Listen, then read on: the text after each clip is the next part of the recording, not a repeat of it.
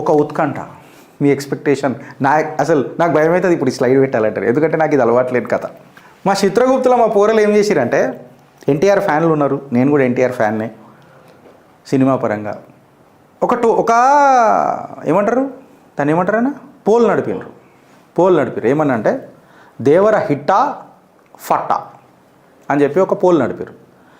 63% hit, 37% ఫట్టు అని వచ్చింది. అయితే నా ఇంట్రెస్టు ఇది హిట్టా ఫట్టా అని అనేది పెద్దగా నాకేముండదు. ఎందుకంటే కొంతమంది సినిమా యాక్టర్లు ఉన్నారు, పవన్ కళ్యాణ్, జూనియర్ ఎన్టీఆర్, జొన్నలగడ్డ సిద్ధు, విశ్వక్సేన్. అంటే నేను ఇప్పుడు ర్యాంకింగ్ వైజ్ చెప్తలేను, జనరల్గా చెప్తున్నా, నాకు నచ్చిన వాళ్ళని చెప్తున్నా, నేను ఇష్టపడేటోళ్ళని చెప్తున్నా, నా ఫ్యాన్ నేను ఎవరికి ఫ్యాను అని చెప్తున్నా. సో నువ్వు ఆడికి ఫ్యాన్ కాదా, నువ్వు ఈయనకి ఫ్యాన్ అంటే నా ఇష్టం రా, నా శరీరం, నేను ఎట్లుంటే గట్లనే ఉంటా. సో వీళ్ళ దాంట్లో నాకు జర న్యాచురల్గా అనిపిస్తుంది, ఓవర్ యాక్షన్లు జర పెద్దగా కనబడే నాకు. అందులో ఎన్టీఆర్ సినిమాలకి ఇట్లా తీసుకుంటే నాకు ఒక డైలాగ్ ఉంటుంది, నేను అప్పుడు షటిల్ చేస్తుండే. నాకు ఎందుకు కనెక్ట్ అవుతాడు ఎన్టీఆర్ అంటే మీకు చెప్తున్నా. పొద్దుగా లేచి నేను మీతోనే ఉంటున్నా ఫ్రెండ్స్, నాకు మీకంటే ఇప్పుడు ఎవరు లేరుగా, నిజంగా నా ఫ్యామిలీ తర్వాత మీరు ఒక ఎక్స్టెండెడ్ ఫ్యామిలీ అయిపోయింది, నేను షేర్ చేసుకుంటున్నాను. అందులో ఒక డైలాగ్ ఉంటుంది, ఒకటి ఏదో సినిమా ఉంటుంది, టెంపరో ఏదో సినిమా ఉంటుంది, ఆ సినిమా పేరు గుర్తొస్తలేదు నాకు. అలా ఏదనంటాడంటే, అరే నువ్వు ఏమైనా సింహం దగ్గర కూర్చుంటానంటే దూరం నుంచి అయినా సెల్ఫీ తీసుకుంటా అంటే తీసుకో, కొంచెం రిస్క్ అయినా ఉంటుంది కానీ జర దగ్గరికి పోయి తీసుకుంటా అంటే కూడా ట్రై చేయి, మోకా ఇస్తే తీసుకో. కానీ పులి దగ్గరికి రానిచ్చింది కదా, సెల్ఫీ తీసుకొని ఇచ్చింది కదా అని చెప్పి ఆట ఆడినావు అనుకో, వేటాడేస్తుంది అని చెప్తాడు. సో సినీ పరిశ్రమల ఈ వేటాడడం అనేది సర్వసాధారణం బ్లాక్ బస్టర్లతో. అందులో ఒకటి ఉంటుంది ఆర్ఆర్ఆర్లా, నీ నేల నిన్ను పిలుస్తున్నదిరా అని ఒకటి ఉంటుంది, కొమరం భీముడు అని. ఆ ఒక్క పాట చాలామందికి నేను సినిమాలు పెద్దగా చూసినా చూడకపోయినా, నేను ఓటీటీ బ్యాచ్ ఫ్రెండ్స్, నేను దేవర కూడా చూడలే, అబద్ధం ఎందుకు ఆడాలి, నేను ఫ్యాన్ అని చెప్పుకుంటానొచ్చు. కానీ పవన్ కళ్యాణ్ సినిమాలు కూడా నేను డైరెక్ట్ ఓటీటీలోనే చూస్తా. నాకున్న టైము, నాకున్న లొల్లి, నాకున్న పంచాయతీలు, నేను బిజీ అని నేను చెప్తలేను, బాబ్జీ బిజీ అని నేను చెప్తలేను. ప్రయారిటీస్, గరీబోలంగా పొట్టతిప్పల పనులు బాగుంటాయి. సో ఆ ఒక్క సన్నివేశము ఒక సినిమాను ఒక రేంజ్కు ఆడ ప్రజలని లేపుతుంది సినిమాల క్యారెక్టర్లా, ఇక్కడ థియేటర్లా ఒక కొత్త ఉత్తేజం లేపుతుంది, ఆనాటి స్వతంత్ర పోరాటంని మళ్ళొకసారి యాద్ చేస్తుంది, అందులో క్యారెక్టర్లో కూడా మార్చేస్తుంది, ఒక్క పిలుపుతోనా అని అన్నట్టు ఉంటుంది. సో దేవర హిట్టా ఫట్టా అన్నానంటే ఒకటే స్లైడ్లో ఖతం చేస్తా.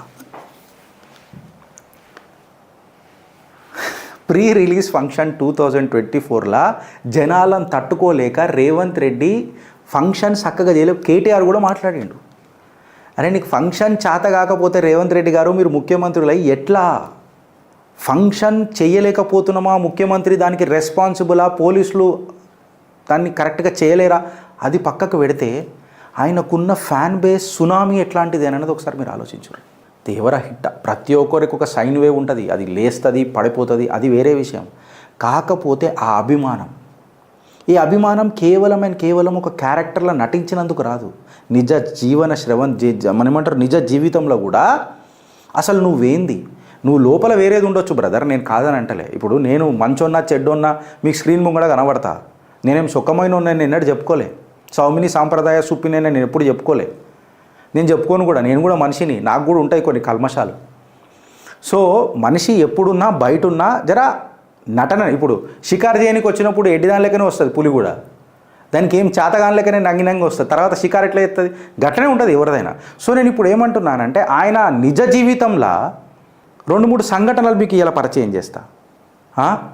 దానికంటే ముందు మీకు ఇది పెట్టిన ప్రీ రిలీజ్ ఫంక్షనే. గిరీష్ నువ్వు ఇది ఎందుకు మాట్లాడుతున్నావు అని అంటే కొంచెం బాధేసింది. ఏందనంటే ఇగో ఈ స్లైడ్ నాకు బాధేస్తుంది. ఆయన ఫ్యాన్స్ చాలామంది బాధపడ్డారు, నేను సినిమా పోతలేను, ఎర్ర సముద్రం దగ్గర రత్నగిరి దగ్గర షూటింగ్ చేసిండ్రు, ఇది పైరైట్స్, సముద్రంలో జరుగుతున్న స్మగ్లింగ్లు పైరైట్స్ స్టోరీ, అందులో ఏదో పేరు ఉంటుంది విలన్ది, ఆ విలన్ని ఈయన టార్గెట్ చేస్తాడు, ఆ విలన్ కూడా ఈయన టార్గెట్ చేస్తాడు, ఈయనకు కొడుకు ఉంటాడు, ఆయనకంత దీనస్థితి ఉంటుంది, కొట్లాడలేడు, ఆ విలన్తో చేతులు కలుపుతాడు, మనోడు 12 సంవత్సరాల తర్వాత తిరిగి వస్తాడు. కానీ ఫస్ట్ హాఫ్లో ఏదైతే ఆయుధ ఏదైతే చెప్తారు చూడు, నాకు తెలిసిన వాళ్ళు చెప్పారు, నేను రిలేషన్ చెప్పలేను కానీ గిరీష్ ఫస్ట్ హాఫ్ పిచ్చ ఫ్యాన్ ఎన్టీఆర్కి చెప్తాడు. ఫస్ట్ హాఫ్ మావుడు ఉంటాడు, వీడే ఉంటాడు, మావుడు కనబడతలేడు.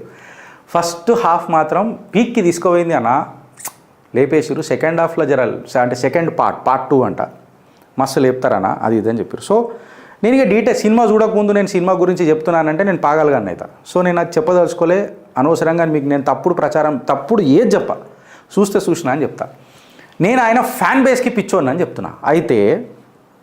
అయితే ఈ మాట ఎందుకు అంటున్నానంటే, ఇక్కడ నేను చంద్రబాబు నాయుడు గారి ఫోటో పెట్టినా, ఇక్కడ రేవంత్ రెడ్డి గారి ఫోటో పెట్టినా. ఎందుకనంటే ఇవాళ 2 రాష్ట్రాల ముఖ్యమంత్రులు భయపడుతున్నారు. ఎందుకు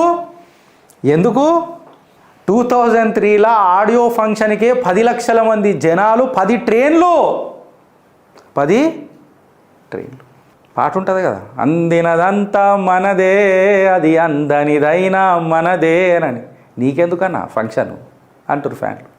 సో నేనేం చెప్తున్నానంటే, ఒక ప్రభంజనాన్ని, ఒక ఎదుగుదలని, సూర్యకిరణాన్ని అరచేయితో నాపుడు ఎవడు అయ్యేతరం కాదు. దేవరా హిట్టా ఫట్టా అనేదానికి గిరీష్ దారాముని ఎవడు సమర్థుడు కాడు చెప్పేది. కల్కి మీద కూడా ఇట్లనే మాట్లాడారు. కల్కిలో కొన్ని క్యారెక్టర్ల మీద కూడా కొంతమంది మాట్లాడారు ప్రవచనకారులు. బట్ భారతంలో ఏ క్యారెక్టర్ నెగిటివ్ అని చెప్పగలుగుతారండి? ఆ పరంధాముడు ఇగో గిట్లుంటే గిట్ల సస్తావు, గీ కర్మ అనుభవిస్తావు అని చెప్పి ఎక్స్ప్లెయిన్ చేసిండు. సో వాళ్ళందరూ పుణ్యాత్ములే. యజ్ఞ కుండలి నుంచి పుట్టిన కురుక్షేత్ర రణరంగం అది. అక్కడ సచ్చిన ప్రతి సావు పుణ్యాత్ముడే. సాక్షాత్తు పరశురాముడి యజ్ఞ కుండలి నుంచి పుట్టిన కురుక్షేత్రం అది, మహాభారతం అది. ఇది నా సనాతనం. సో నువ్వు ఏం ఆపగలుగుతావు? ఎందుకు ఆపలేవు అని చెప్పి మాట్లాడతలేవు అని అంటే, is called as the man of masses, young tiger NTR అని అంటారు. Man of masses junior NTR అని ఎందుకు అంటారు అని అంటే, ఒక ఆడియో ఫంక్షన్లో నేను చూసిన, జొన్నలగడ్డ సిద్ధ విశ్వక్సేన, నాకు తెలియదు, నా జిందగీ ఖతం అని అనుకున్నా. మా అన్న వల్ల నేను నిలబడ్డా ఇయ్యాల అని ఎన్టీఆర్. సినీ ఇండస్ట్రీలో చాలా నెపోటిజం ఉంటుంది. బాలీవుడ్, టాలీవుడ్, కాలీవుడ్, పీకుడువుడ్, Pakistan wood, whatever it maybe, బాగా నెపోటిజం ఉంటుంది. నేను, నా కుటుంబం, నా పిల్లలు, నా మనమరాళ్ళు, నా మనవాళ్ళు, ఇది బాగా ఉంటుంది. రాజకీయాలలో కూడా ఉండదని అని అంటలేను. ఇవాళ ఇంట్లో లేదు నెపోటిజం, కానీ అన్నిట్లలో ఉన్నది. గిరీష్ నీకు లేదా అంటే నాకు కూడా ఉంటుంది. ఎందుకుండదు? నేను మనిషిని కాదా? నేను ఏమైనా సొక్కమైన ఉన్నా. కాకపోతే ఈ సినిమా ఇండస్ట్రీలో ఇంత తర్జన భర్జన ఉంటే కూడా లేపిండు చూడు, నేనున్నా అని లేపుతాడు చూడు. హెల్పింగ్ హ్యాండ్ అంటాం. ఇది చాలా పబ్లిక్లో వాల్యూ క్రియేట్ చేస్తుంది ఫ్రెండ్స్.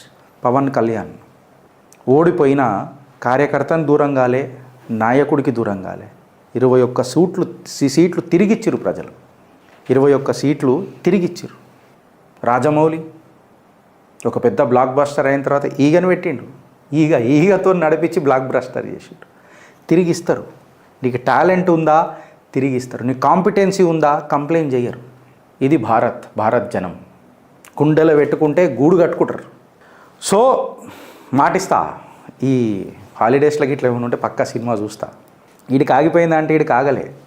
ఆల్మోస్ట్ 100 కోట్లు దాటిన సినిమాలల్లో భారత దాంట్లల్లో ఆల్మోస్ట్ ఇదొక 12వ సినిమా అనంట.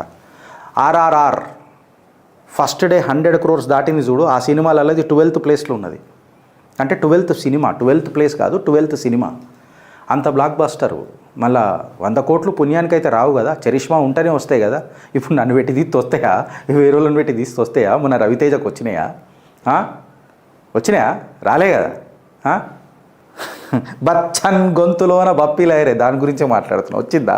రాలే కదా. ఆ చరిష్మా ఉంటుంది. మన కల్కి ఎట్లా కొట్టుకోవాలి? సటాసట్ కొట్టుకోవాలి కల్కి. మొన్న ఇంకొక సినిమా వచ్చింది కదా, సూపర్ మంచిగా హిట్ అయింది అది, దేవరా.